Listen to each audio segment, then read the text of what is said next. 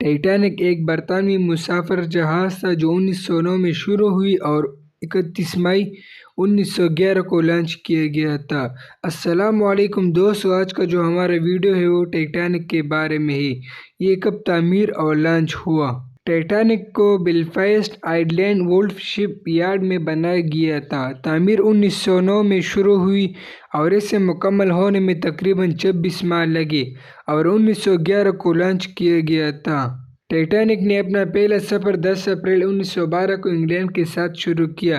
جہاز میں 2200 سے زیادہ مسافر اور عملہ سوار تھے، جن میں دنیا کی چند امیر ترین اور نامور افراد بھی شامل تھے۔ اپریل 1912 کی رات ٹائٹینک نے اپنے اسٹار بورڈ کے کنارے پر ایک آئس برگ سے ٹکرا دیا، جہاز کو کافی نقصان پہنچایا۔ جہاز کو بچانے کی کوششوں کے باوجود ٹائٹینک 15 اپریل 1912 کی صبح 2:20 پر ڈوب گیا۔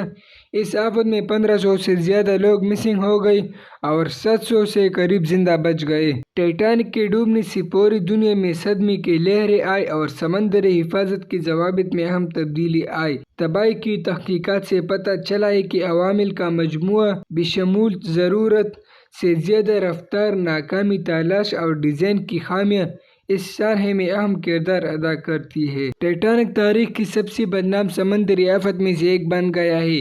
اس کے بارے میں متعدد کتابیں، فلمیں اور دیگر کام تخلیق کیے ہیں۔